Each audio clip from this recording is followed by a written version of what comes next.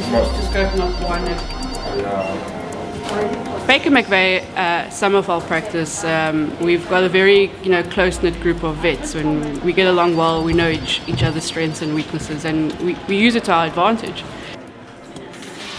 What happened? Do we know? She came back 5 on the 5 lanes on the paddock. You could hear a click when she walked. The first time yesterday, you could actually hear a click. Yeah. But I mean, if it's unstable, you'd have thought clicking from instability. But the clicking only started yesterday.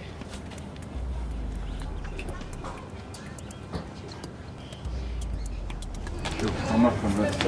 Every morning when we all pitch up at the hospital, we've got cases that have either stayed there overnight or come to the hospital. And every morning when we arrive there, we check up on the clinical of the horses, we discuss the cases, we decide the future plan for every case. It will be a surgical case, a medical management case, or maybe just a horse that's boarding at the hospital.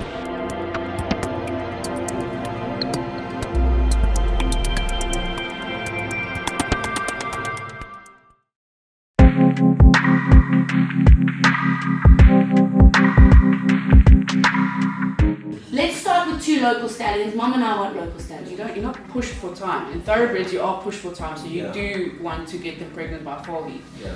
But warm bloods, you've got that time. I would rather just, and you wouldn't want the option of just getting her pregnant, making sure that she can handle the pregnancy, and then do a surrogacy with the pregnancy the following year. Yeah. That makes more That sense. makes more sense because we're not like professional breeders. I don't really know anything about this. So maybe it's better just to do it the way we know, because we've had before. Let her have one and then see how the foal comes out, see how she manages. Yes, and how she manages, and then. Okay. What are you going to do? I think that might be better. Does make sense. Okay, no, that makes sense. Okay, but we've got a few months. Yeah. So in September-ish we'll start letting you know what we've decided. Perfect. No problem.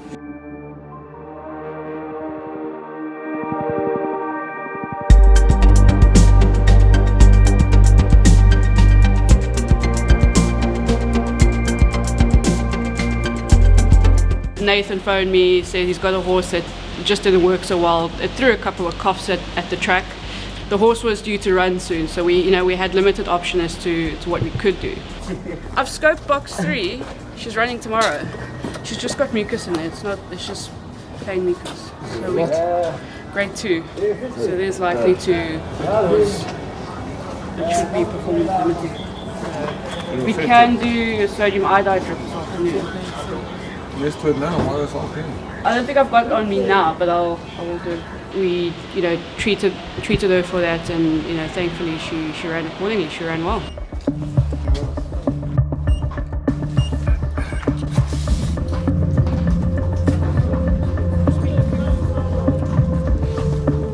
So you're supposed to be running in the Group 2 on Gelado. Yeah. So what do we do? If there's no spur, do we inject cortisone into that? So there's 2 reasons why you could have stationary carpal canal. One is a spur, which is most common. The other one is also just overextension of that knee. I don't think it's a spur. We need to check that. And if it is? You've got 2 options. We could keep treating or remove it surgically. So we're hoping it's not a spur. So we found it just had a mild tendon swelling.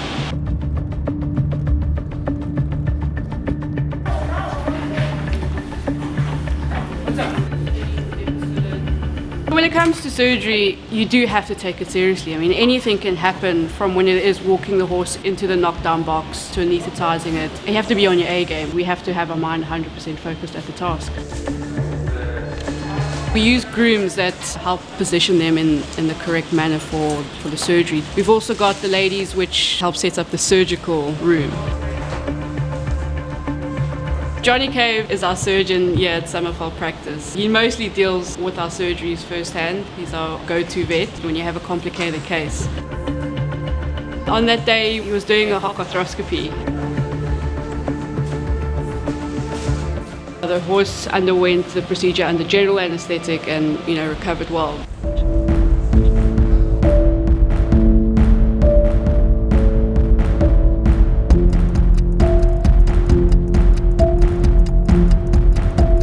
I do part-time work as an NHRA vet on course. What it entails from the get-go is basically in the parade ring when we're watching the horses parade just before the start, you're just making sure, you're looking for anything overt. When we go down to the start, we make sure that all the jockeys are happy with their rides. If they are unsatisfactory, then we do a trot out to make sure that they are safe to ride without any issues.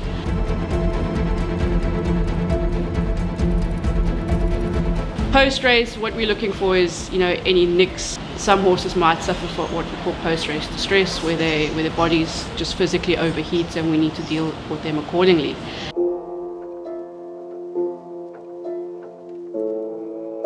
Why I enjoy horse racing is, it brings the whole community together, because it's not just the trainers involved or the actual horse involved. You've got the physios, you've got the vets, the most importantly, you've got your punters. It brings a lot of people together, and it creates an immense, job opportunities for everyone.